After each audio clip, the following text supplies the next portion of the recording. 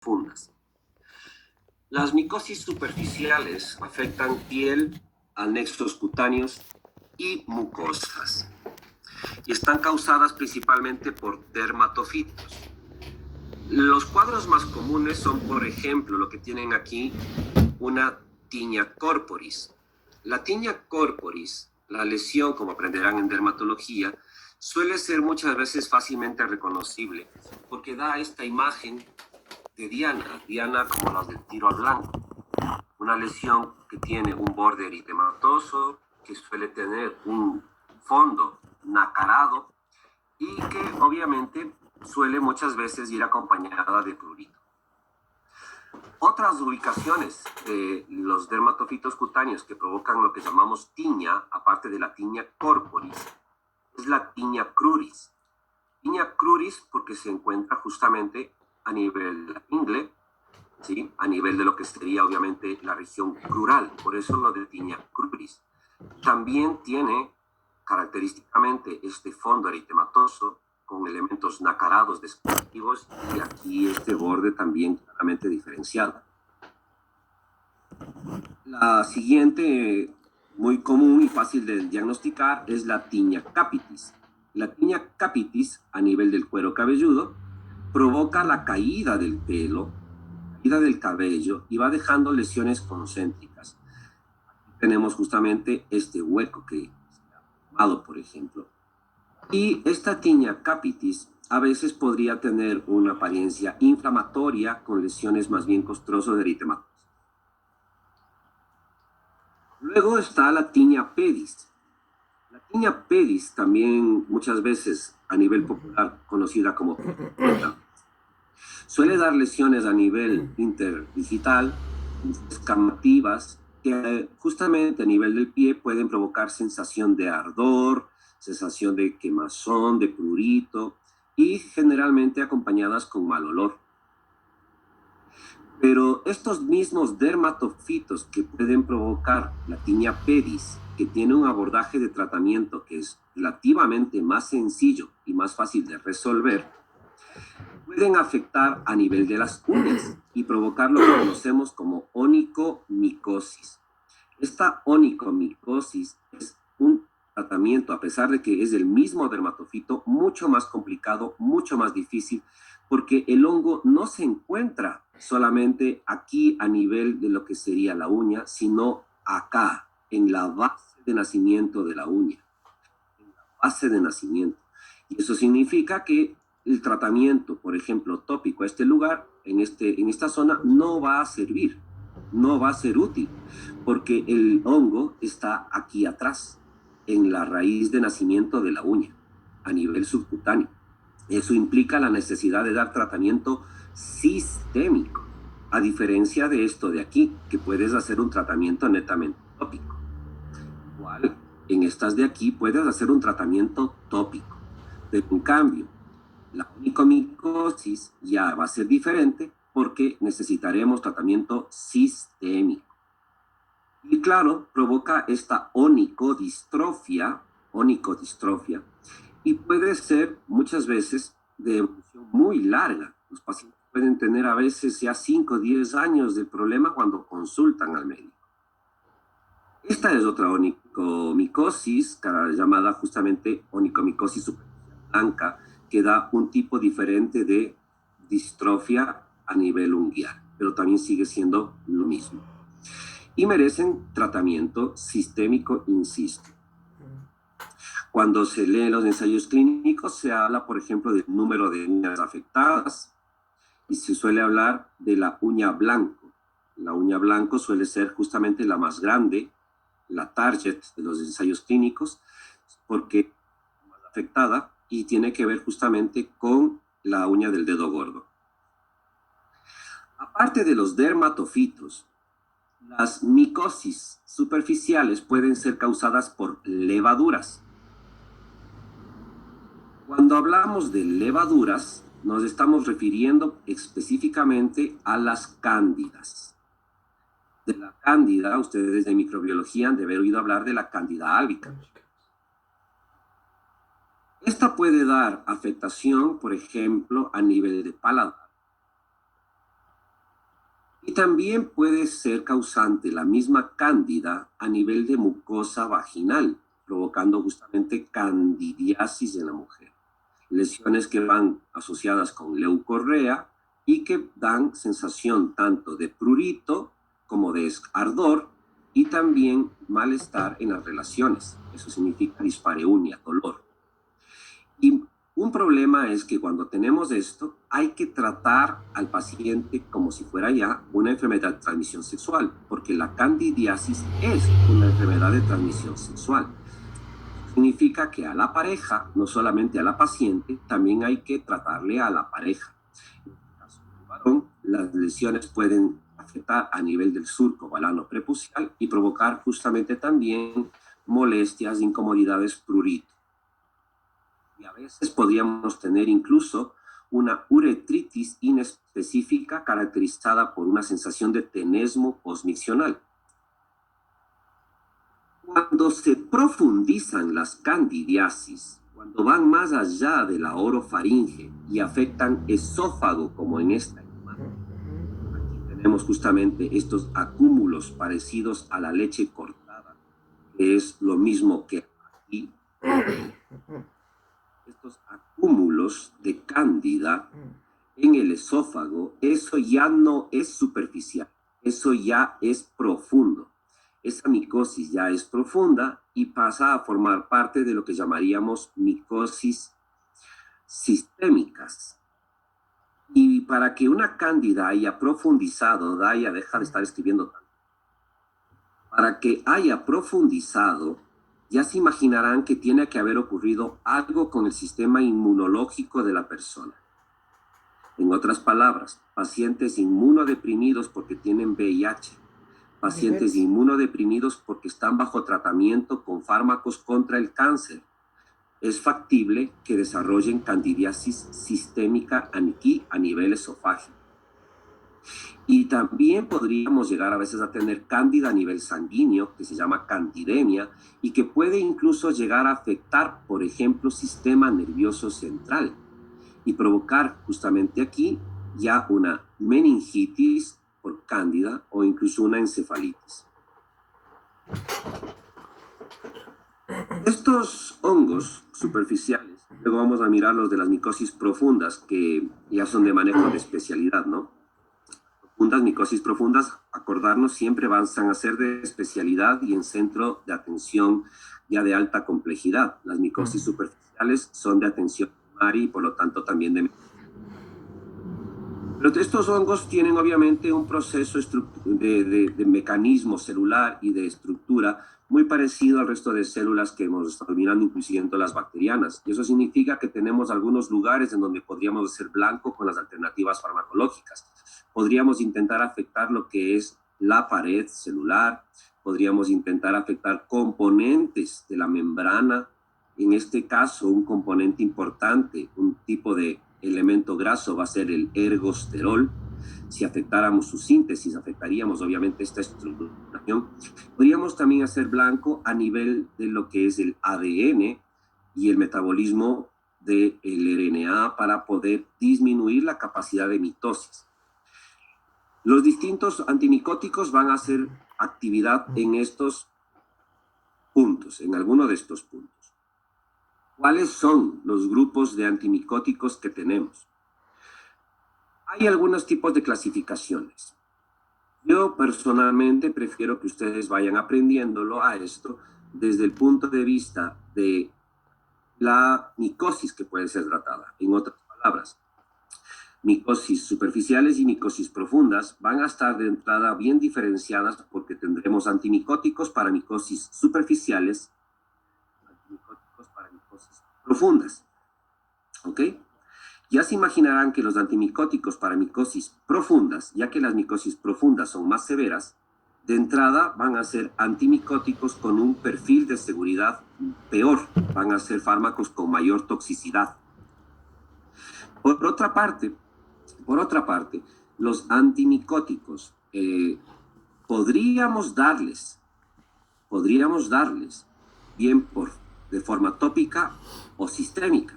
Aquí hay que diferenciar. Porque hemos dicho que la onicomicosis es una micosis superficial y sin embargo tenemos que dar el antimicótico por ruta sistémica. Obviamente, si estuviéramos hablando, por ejemplo, de una histoplasmosis pulmonar, ya la única posibilidad que tenemos es de utilizar antimicóticos sistémicos. ¿Me comprenden esto? Una cuestión es hablar de antimicóticos para micosis profunda, micosis superficial, y otra cosa es, para las profundas, todos los antimicóticos habrá que darlos por vía sistémica, oral, intravenosa. Pero para las micosis superficiales, a veces podemos utilizar tópicos, pero en otras ocasiones podemos o tenemos que utilizar por ruta sistémica. ¿Está claro esta diferencia?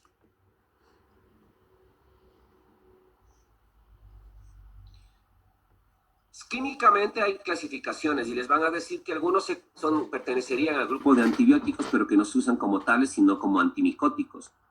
Y de estos, claro, químicamente, poliénicos, no poliénicos, los principios activos que vamos a estar pasando visita son apotericina, nistatina, crisiofulvina. El grupo principal que miraremos es el de los azoles. De estos azoles, químicamente, los imidazoles, triazoles, netamente por la estructura de la molécula, pero los nombres que tienen que comenzar a familiarizarse son miconazol, ketoconazol, itraconazol, fluconazol, boriconazol. Y hay algunos que pueden darse de manera solamente tópica, por ejemplo el miconazol. Hay algunos que pueden ser tanto tópicos como sistémicos, como el ketoconazol. Itraconazol es sistémico exclusivamente. Fluconazol tenemos tanto en óvulos vaginales, que sería una vía tópica, pero también tenemos sistémico. Y otros que exclusivamente son tópicos, como por ejemplo el clotrimazol. El clotrimazol es exclusivamente tópico. Y nombres comerciales que ustedes aquí pueden reconocer, por ejemplo, el clotrimazol es el famoso Canesten. El famoso Canesten, que habrán oído incluso en algunas propagandas. Luego tendríamos al grupo de las pirimidinas, donde estará la fluticitosina, al grupo de las equinocandinas, en donde el principal va a ser la caspofungina, el grupo de las alilaminas, en donde se encuentra la terbinafina y la naftifina. Ojo, la terbinafina es otro nombre comercial que ustedes seguramente ya han escuchado, el del Lamisil. Este antimicótico llamado Lamisil es terbinafina. Y luego tenemos un grupo de otros que suelen ser únicamente tópicos, como el yoduro potásico, el ciclopiroxato y el tolnaftato, ciclopiroxinamida. ¿Dónde actúan estos? Bueno, si vamos por el orden de relevancia que les vamos a estar revisando, primero el grupo de los azoles. El grupo de los azoles va a estar trabajando a este nivel, van a inhibir la síntesis del ergosterol. Y las alilaminas, como la terbinafina, en la misma secuencia de síntesis del ergosterol, pero un paso antes, es en donde van a estar ejerciendo su mecanismo de acción. Por lo tanto, van a terminar afectando la característica de la membrana celular. Estos dos grupos son los principales para las infecciones tópicas y derivados de para las infecciones superficiales, para las micosis superficiales, los derivados de los azoles y las alilaminas. Por otra parte, para las micosis superficiales, también habrá otro que no consta aquí en el diagrama, que es la crisiofulvina, que ya vamos a mirarle posteriormente, y que participa justamente en la ruta también de estructuración de la mitosis, en el proceso de la mitosis. Para las infecciones sistémicas,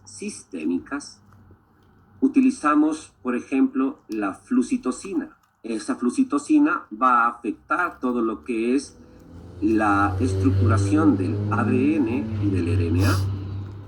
Utilizaremos fármacos sistémicos como los antibióticos poliénicos, en donde está metida la anfotericina B, que afectará también a la pared del hongo, y las equinocandinas, que también modificarán la permeabilidad y la estructuración de la pared.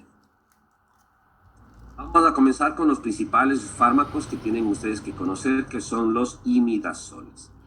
Estos imidazoles, estos derivados imidazólicos, inhiben la síntesis del ergosterol y afectan, por lo tanto, la membrana citoplasmática.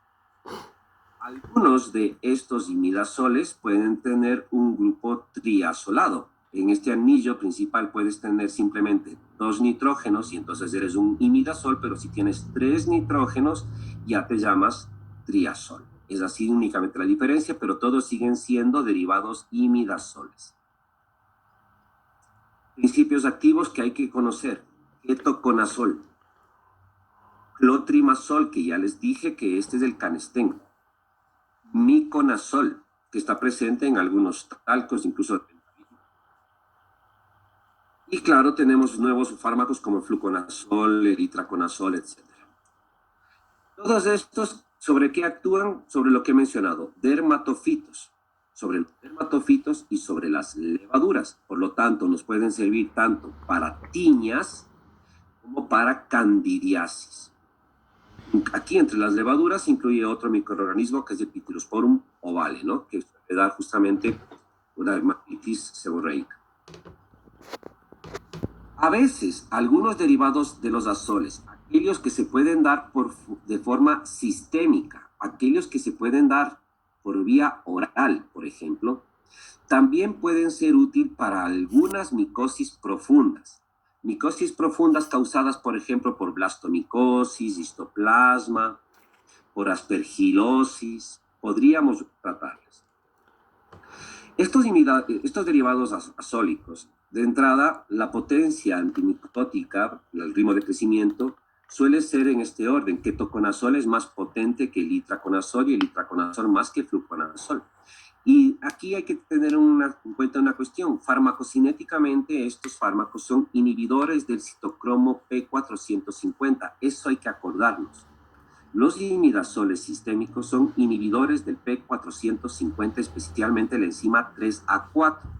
Y es igual, el ketoconazol es el más potente inhibidor del 3A4, seguido por el itraconazol y posteriormente el fluconazol. Algunos como el clotrimazol, miconazol, econazol, ketoconazol y sucolnazol también existen formulaciones tópicas. Por ejemplo, este ketoconazol, debido a que justamente es muy potente inhibidor sistémico, casi no se lo utiliza ya por esa ruta porque también da más reacciones adversas. Y ha quedado casi para utilizarse de manera tópica y hay algunas formulaciones en shampoo de ketoconazol. El clotrimazol exclusivamente es por vía tópica, habíamos dicho, y existe por lo tanto cremas, así como para por vía vaginal, óvulos. Cuando los utilizas de forma sistémica, todos estos pueden tener, los de nueva generación como fluconazol, una mayor absorción porque tiene una mayor liposolubilidad. Es importante acordarnos de la penetración en el sistema nervioso central, hay que acordarnos del fluconazol. De los imidazoles, cuando lo das por vía sistémica, el que penetra mucho más a nivel del sistema nervioso central es el fluconazol. Y esto va a ser importante, por ejemplo, porque será una alternativa para tratar candidiasis en sistema nervioso central. Recuerden que los imidazoles cubren dermatofitos y levaduras. Estos fármacos suelen biotransformarse por nivel hepático y excreción justamente por esa ruta con un Fu menor a 0,5, pero el fluconazol en cambio tiene sobre todo un Fu cercano al 1, la ruta es principalmente renal y requerirá por lo tanto un ajuste de dosis en pacientes con falla renal. Ya hemos dicho que todos los que se usen de manera sistémica inhiben el 3A4, pueden provocar transaminitis pasajeras, mientras que cuando se les utiliza de forma tópica, los imidazoles que son tópicos suelen provocar irritación local, un poco más de eritema, más comezón y a veces urticaria, que no es tanto problema porque ya de entrada por la tiña el paciente ya presenta estas molestias.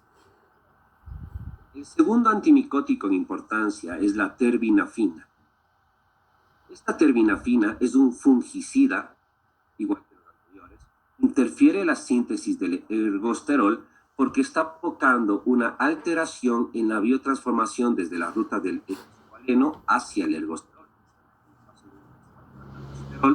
provocando justamente una inhibición de la enzima que media este proceso, que es la escualeno epoxidasa, Y como no ocurre la biotransformación, termina formándose un metabolito, un elemento tóxico para el hongo, que es el esterol escualeno. ¿Qué cubre la terbinafina? Lo mismo que los anteriores, dermatofitos y cándidas, pero es mucho más eficaz. Eso significa que la falla de tratamiento con terbinafina es más baja, es más eficaz la terbinafina que los imidazoles. Pero precisamente por esta razón no tiene que ser el primer fármaco que se use. Piensen en los antibióticos. No utilizamos cefalosporinas de tercera ni de cuarta generación si podemos resolver el cuadro con unos de primera generación, ¿verdad? Aquí va a ser lo mismo. Los hongos también hacen resistencia y la diferencia es que tenemos menos antimicóticos que antibióticos. Por lo tanto, hay que tratarles con mucho más cuidado para evitar la resistencia. Y aquí un problema con la publicidad comercial, porque se dice use el Lamisil para todo y libremente. Y esto puede provocar resistencia en los hongos. Aquí, obviamente, si tienes una tiña capitis, una tiña corporis, una tiña cruris, una tiña pedis, de entrada, solamente por lógica, la primera línea de tratamiento deberían ser los imidazoles, mientras que la terbinafina debería quedar reservada para aquellos cuadros que sean resistentes al tratamiento. Pero si es que es onicomicosis, la onicomicosis te tardas 12 semanas, chicos.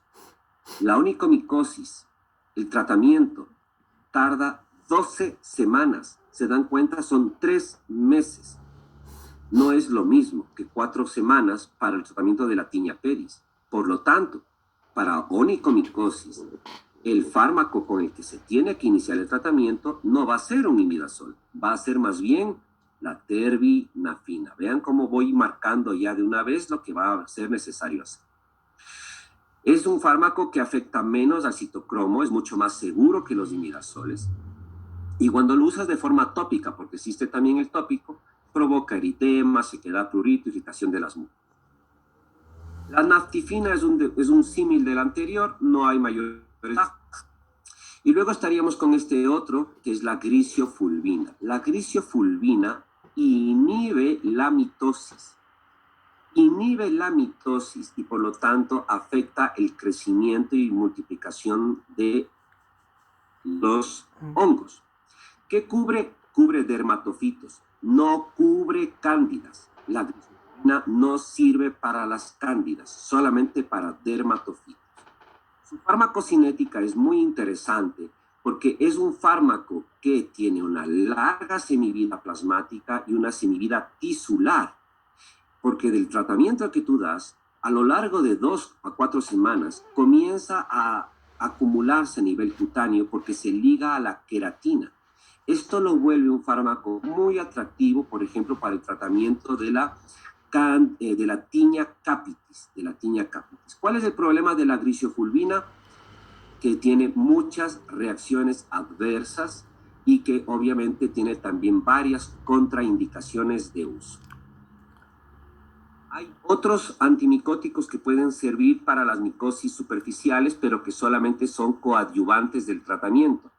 La ciclopiroxalamina, por ejemplo, inhibe la recaptación de los precursores de la membrana celular y se le administra de manera tópica a manera de laca, porque es un fármaco que prácticamente no se absorbe.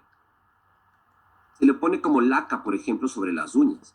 Cubre dermatofitos y Pityrosporium y cándida, pero su eficacia es bien baja como monoterapia. El tolnaftato también sirve contra dermatofitos, es solamente tópico, suele administrarse en forma de polvo, en talco, en otras palabras, y no tiene mayor eficacia y es más caro. Tenemos los antimicóticos sistémicos,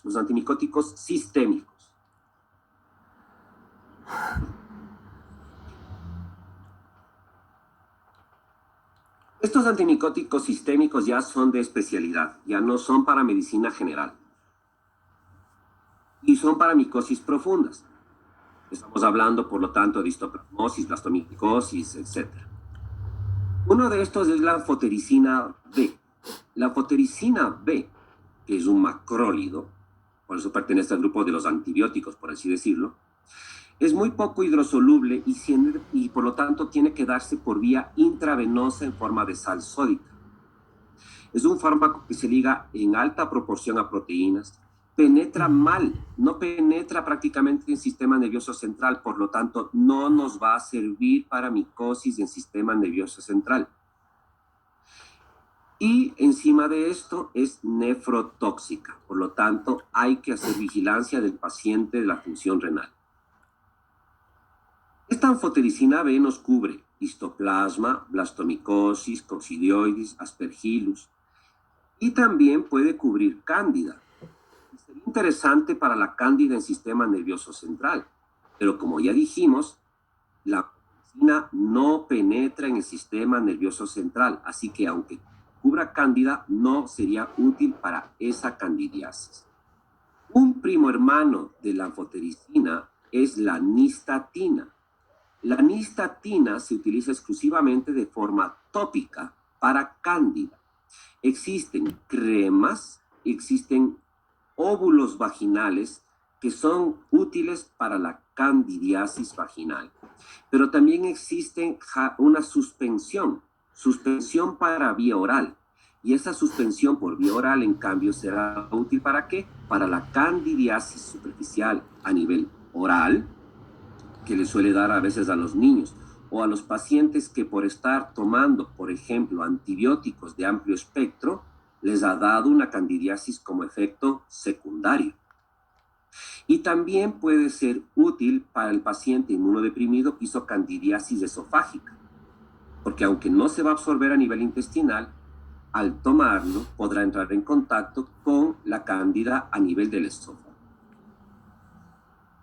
La flucitocina es un inhibidor netamente de la mitosis, de la síntesis del RNA, porque la flucitocina netamente está provocando justamente una alteración en la estructuración del DNA y del RNA.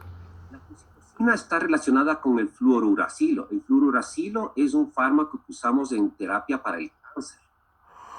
Pero la flucitocina tiene que transformarse, la flucitocina tiene que transformarse en 5-fluorouracilo a través de una enzima que es la citosindeaminasa. El ser humano no tiene esta enzima, por lo tanto, solamente ocurre el efecto a conversión a fluorouracilo en las células micóticas. Es un fármaco que no se liga a proteínas y que penetra en el sistema nervioso central. Es un fármaco que, sin embargo, como reacciones adversas, puede ser hematotóxico y dar también enterocolitis. Y obviamente se utiliza para criptococosis profunda, candidiasis del sistema nervioso central, cromoblastomicosis en asociación con intraconación. Por último estarían las equinocandinas. Las equinocandinas, como la caspofungina y la micafungina, cubren cándida y penetran en el sistema nervioso central. Por lo tanto, se utilizan para esta candidiasis del sistema nervioso central. También pueden cubrir aspergillus y hasta Pneumocystis carini. Lo que hacen es inhibir a la beta-glucanosintetasa, que afecta este componente de aquí, que es el 1,3 beta-glucano, que sería el símil del péptido glucano que antes hemos hablado. La caspofungina solamente se puede dar por vía intravenosa, y un problema es que puede provocar flebitis, así como elevación de la fosfatasa alcalina e hipopotasemia. No se puede usar en embarazo porque es embriotóxica. Y aparte, ¿cómo se llama? De la candidiasis sistémica, sobre todo el sistema nervioso central, y la candidemia, una posibilidad es justamente para esta aspergilosis que no ha respondido al tratamiento previo con anfotericina B. Las equinocandinas que estamos mencionando, justamente la fungina, logran cubrir los distintos tipos de cándida. El fluconazol que habíamos mencionado antes solamente es útil para cándida albicans, no nos cubre las otras cándidas. La anfotericina B nos puede cubrir todo, pero es lamentablemente mucho más. Mira tú, sí alcanza.